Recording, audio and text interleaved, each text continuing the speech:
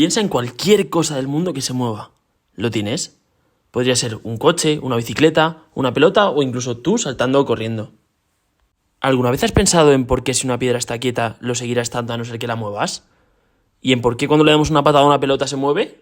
Bueno, pues con la ayuda de las leyes sobre el movimiento que desarrolló Newton vamos a responder a estas preguntas y más.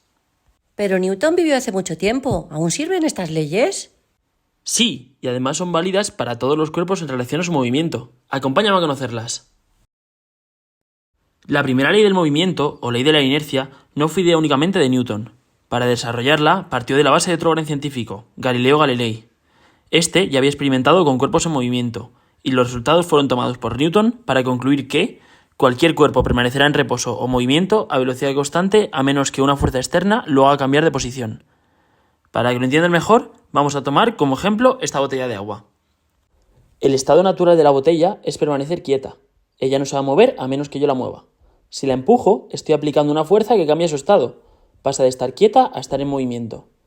Según lo que decía Newton, lo ideal es que la botella continúe rodando sin parar y en línea recta, pero en algún momento se detiene. ¿Por qué pasa esto? Esto pasa porque el empujón no es la única fuerza que está actuando. También hay otras fuerzas como la fuerza de rozamiento con el suelo o la gravedad. La fuerza de rozamiento es la resultante de la fricción que se produce entre la botella y el suelo y que va frenando el avance de la botella. Y la gravedad, como ya sabemos, es la fuerza que atrae a los objetos hacia el centro de la Tierra. Oye, profe, ¿y por qué se llama entonces ley de inercia? El término inercia hace referencia a la capacidad de un objeto de mantenerse quieto o en movimiento, dependiendo de su estado. Fue Galileo el que puso este nombre y Newton el que lo empleó en su primera ley.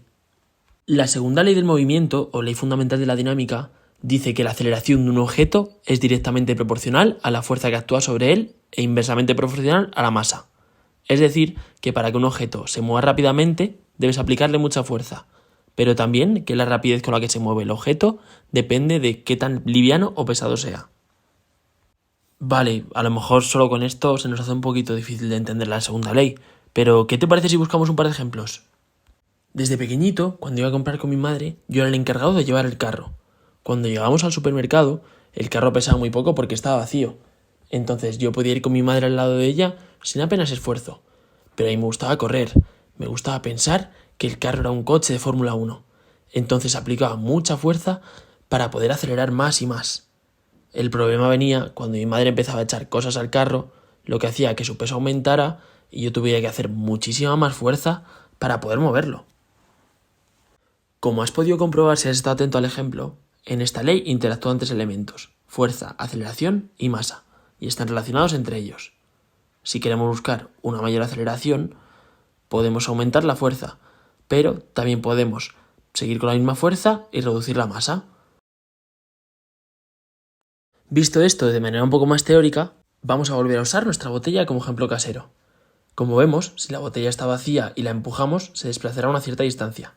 Pero, ¿qué pasará si llenamos la botella de agua aumentando así su peso? Efectivamente, la botella, ante la misma fuerza de empuje, recorrerá un menor espacio. Por otro lado, vemos también la diferencia de aceleración que sufre la botella vacía en ambos casos cuando empleamos diferentes fuerzas. La tercera ley de Newton dice que para cada acción hay una reacción igual y en el sentido opuesto.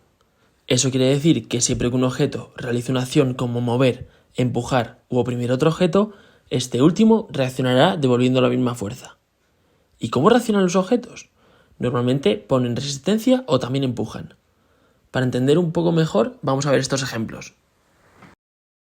En este primer ejemplo, buscaremos estrujar una botella de agua agarrándola fuerte con la mano. ¿A que no somos capaces de conseguirlo? ¿No es como si la botella me estuviera empujando hacia afuera los dedos? Bueno, pues en este caso es la mano el objeto que aplica la fuerza y la botella la que reacciona devolviendo la misma fuerza pero en sentido contrario. Por si acaso no lo vemos claro del todo, vamos a poner otra situación con la botella.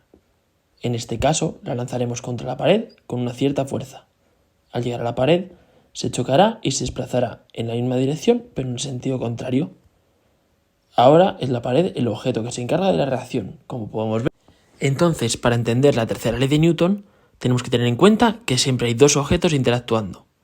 El objeto 1 realiza una acción sobre el objeto 2 y es el objeto 2 el que reacciona devolviendo esa misma fuerza en el sentido contrario. Os reto a que hagáis los ejemplos que hemos ido viendo a lo largo del vídeo. Que os fijéis en vuestro alrededor y comprobéis que todo se basa en estas leyes. Algo tan simple como nuestra botella de agua las cumple. Y tú, sí tú, ya sabes un poco más de física. Así que bueno, hasta el próximo vídeo.